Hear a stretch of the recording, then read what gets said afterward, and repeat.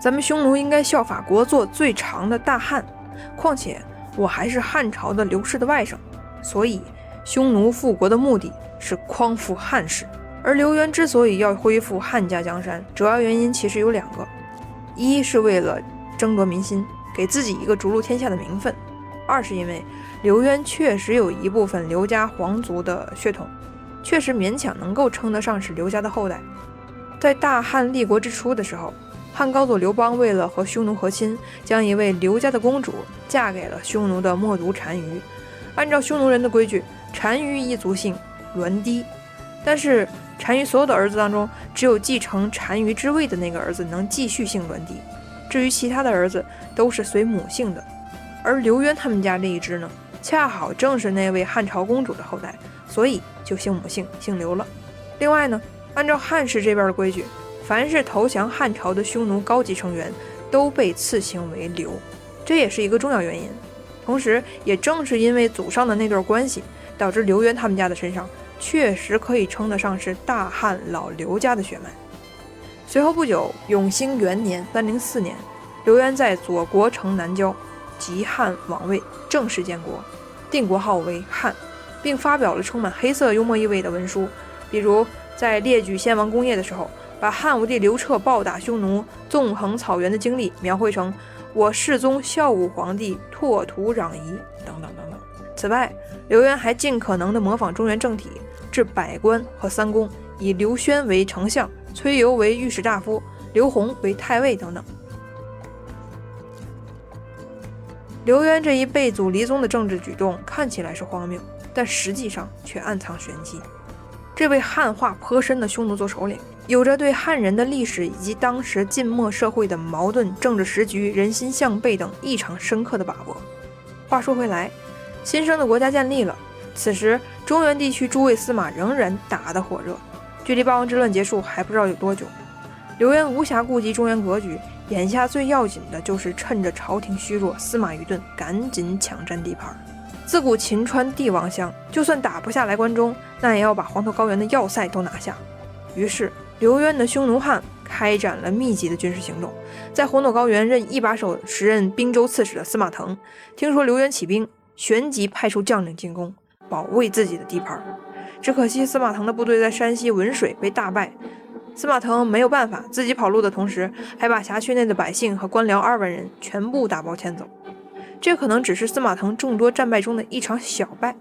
也只是刘渊众多胜利中的一场小胜，但是这场战斗却有着重大的现实意义。它昭示着，在损失殆尽了横扫天下的中原部队之后，在极大消耗了各都督地方武装之后，目前晋朝各藩王手里仅存的部队不仅抵抗不了彪悍的鲜卑骑兵，甚至连刚刚组建的匈奴部队也抵抗不了了。此时是304年或者再晚一点，眼下这个时节，虽然匈奴人已经原地造反了，但是还有一股胡人忠心于我大晋，那就是鲜卑人了。虽然在前几期鲜卑人不当人，又是陀刹邺城，又是肆虐长安，但这本质上都是晋廷高层的内部斗争，都是作为司马越打手的鲜卑人在残酷清洗司马越的政敌们。但是眼下兄弟系于墙，外御其侮，匈奴人竟然搞出来一个国中之国，这就是鲜卑人不能忍的了。于是每次司马腾大败，或者是到了关键时刻，他都会向幽州王俊求援，然后王俊就会派遣鲜卑人前往山西地区去对抗刘渊。刘渊打司马家的这一群废物确实有一手，但是遇到精兵良将的鲜卑骑兵，那就束手无策了，经常被鲜卑人打的是节节败退，原地跑路。所以在这个阶段，自古帝王乡的滨州大地上发生了这样一幕具有黑色幽默意味的景象：一会儿匈奴人自称是大汉，一会儿鲜卑人自称是大晋，为了自古以来的华夏土地打的是你来我往，征战频繁，鸡飞狗跳。但是随着河北山东地区的王弥、石勒等流民军在中原地区闹腾的越来越大，鲜卑人也很难长久的支援山西战场。刘渊的部队发扬连续作战精神，在滨州横冲直撞，不断蚕食。匈奴汉的建武将军刘耀连续攻下太原、泫氏、屯留、长子、中都等地，控制了一大片土地，逐渐形成了一方割据势力。元熙2年307年，司马腾再次派司马懿、周良、石仙等人率军讨伐刘渊，试图夺回滨州。刘渊为了应对，派遣五牙将军刘钦等6军迎战司马懿。结果匈奴人的部队在对晋朝的作战当中4战4捷，再次捍卫了自己的国土。司马腾也只好偃旗歇鼓地撤退了。至此为止，司马腾算是彻底放弃了滨州，装作一只鸵鸟，眼不见即没有发生，任由刘渊在山西大地上驰骋。此后不久，司马腾被调往了邺城，前往山东、河北地区任职，滨州彻底成为了西晋的真空地带。尽管此时上场的第一位胡人领袖刘渊胸怀大志，意图取代司马氏入主中原，问鼎华夏，但是由于种种客观原因，眼下刘渊的这一炮并没有打多响。最根本的原因在于2处，一是滨州此处的物质条件实在是太差了，更何况滨州已经被司马腾折腾了许多年。另外一个原因就在于，此时刘琨先生已经悄悄北上，并扼住了滨州的咽喉。晋怀帝司马炽登基没多久，永嘉元年，刘琨被任命为滨州刺史加镇威将军，领匈奴中郎将。面对早已经是匈奴遍地跑的山西，刘琨接受朝廷的重任，几乎是只身一人，准备前去光复滨州。战乱和饥荒已经把这个国家毁坏殆尽。刘琨上任的路上，眼见着滨州的惨状，痛心又焦急地上表朝廷，请求朝廷给予必要的支持。我们可以透过刘琨的文书，看一下战火之下的滨州到底是什么样的人间惨剧。他上表中说，我们9月下旬出发，太行山脉崎岖险阻，进入山西腹地的关键要道都被匈奴人把持了，我们只能以少敌众，冒险进军，到达户口关。进入滨州之后，遍地都是活不下去的老百姓在大逃亡。原来的人家十不存二，那些没走的人家卖老婆卖孩子的比比皆是，甚至一些妇女儿童直接被扔在路边等着断气。野外到处是白骨，那饥饿到哭都哭不出来的哀嚎令人悲痛。敌情方面更是艰难，胡兵数10万遍布在山野之中，只要人们迈开脚上路，就马上会遭到抢劫，只要一落单就会死于非命。物资极其短缺，唯有虎口关这个地方还可以买到一些粮食。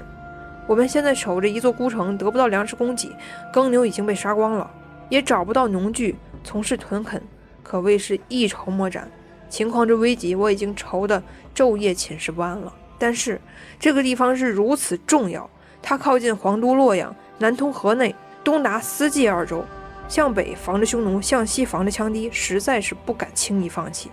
否则后患无穷。我申请朝廷火速调集谷米500万斛，绢500万匹，棉500万斤，以解救困局。我相信朋友们就会对宁为太平犬，不做乱世人有所理解。如今我们从刘琨的文件中看到他亲眼所见的景象，恐怕所有人心里都会被重重地震撼到。乱世实在是太可悲了。话说回来，刚才我们说到前任并州刺史司马腾无力抵抗匈奴人，选择把能带走的活人全部迁居到了河北。等到刘琨上任的时候，只有不到2万户人家，而且分不清是胡是汉，到处都是呼啸聚集的盗贼，横行乡里，残忍异常，以至于原先的道路几乎被毁坏殆尽，无路可走。刘琨勉力支撑，在行进的路上招募了1000多人的所谓的军队，且战且走，一路辗转，跌跌撞撞。行进的路上，刘渊发现了这一伙朝廷军，并派军队准备打刘琨，结果刘琨竟然神奇地击败了刘渊，而且作战效果还是异常的好。实在刘琨终于进驻了晋阳，算是赶在匈奴人彻底控制晋中平原之前，扼守住了这个重镇。而刘渊却只能口嗨，嘴上说着仆子更好，事实上是为了躲避刘琨而选择迁都。晋阳城内府衙、寺院等公共设施早就被焚毁，遍地都是无人认领的尸体。幸存的人由于饥饿、疾病，面无人色，生活在临时搭建的简陋屋棚当中，每日度日如年，满城荆棘丛生，豺狼乱窜，只等着人倒下之后一拥而上。刘琨到了之后，首先是恢复秩序，率领手下人清除荆棘，收葬尸骨，建造府地，修缮市场牢狱。由于物资匮乏，当贼寇轮番来袭的时候，他们只能以城门作为掩护，老百姓劳作的时候总是充满戒备，耕田带着盾牌，耕地带着弓箭。就在这种艰难的境地之下，晋阳作为整个滨州仅存的汉人据点，一点点恢复了正常。刘渊当时驻扎在离石，与刘琨相隔仅300里左右。刘琨还悄悄地派人遣去刘渊的各部落，分化拉拢，离间不同种族部落之间的关系，拆散其联盟。这一招釜底抽薪，甚是好使。实在刘渊阵营中前来归降的有10000余众，对比一下整个匈奴的兵力，10000余众已经是很大的比例了。因此刘渊选择暂时避开刘琨的锋芒，迁徙至蒲子，建城而居。至此为止，刘琨终于稍稍遏制了匈奴人的扩张，滨州逐渐达到了一种平衡，即刘琨无力剿灭刘渊，光复滨州，但刘渊也没能耐把刘琨先生歼灭或者是驱逐，双方就这样暂时的僵持了下来。虽然这种僵持没多久就要被打破了。永嘉之乱的时候，王子公孙和豪门大族为了避祸而迁居至江南，空出来的北方大地上山河破碎，只有刘琨始终一人在北地勉力坚守着晋阳孤城。尽管刘琨被评价为善于怀抚而短于控御，留不住人，但也应当认识到，当晋怀帝被俘虏之后，汉人政权的旗帜就已经轰然倒塌了。没有能够团结凝聚人心的朝廷，人们拔剑四顾，茫然不知所措。有的人以身殉国，有的人渡江南下，有的人投降匈奴，有的人裂土称王，五胡乱华。胡族几乎将北方汉人政权、汉人种族屠剿一空。若非刘琨捍卫晋阳这个最后的据点，吸引火力，扼住咽喉，枕戈待旦，抗击异族侵略，迟滞匈奴吞并中原的步伐，保留了汉人最后一支火种，为大规模汉人南渡创造时机，恐怕亡国灭种的危机就会成为现实，而不是劫后余生的感慨了。在四面楚歌、野兽遍地、血雨腥风的北方中国，刘琨力挽狂澜于既倒，殒命报国，堪称千秋大义。不过眼前在山西大地上，势均力敌的双方选择了对峙，而在广阔的华北平原上，完全不亚于滨州的惨烈战争却一刻也没有停下。王弥、王浚、石勒、苟息要接连上场了。最后我们再来个阴暗小故事，不是连环黑色幽默小故事。虽然刘渊在建国的时候一个劲儿的是蹭大汉的热度，又说自己是大汉的外甥，又说自己是与汉朝约为兄弟，又是要建立汉高祖那样的功业，说什么我世宗、孝武皇帝、拓土攘夷这种地狱笑话。不知道他有没有骗得过自己，但是这话肯定没有骗得过自己的族人。当他去世没几年之后，晋闵帝建兴3年，汉赵的嘉平5年，建元元年5月，汉赵第2个皇帝刘聪再次进攻滨州。虽然匈奴自称是汉朝血脉，但是没钱了，通货紧缩了，物资短缺了，刘聪这个汉的皇帝还是头也不回的把大汉、汉文帝、汉宣帝和薄太后的坟给掘了。这还没完，当我晋朝廷听说这件事之后，选择火速前往事发地点。原本我以为朝廷会出来收拾局面，继续掩盖埋藏被发掘的先王圣贤的陵墓，没想到我晋选择的是沆瀣一气，同流合污，朋比为奸。我晋的理由是，由于朝廷临时定都长安，草率从事，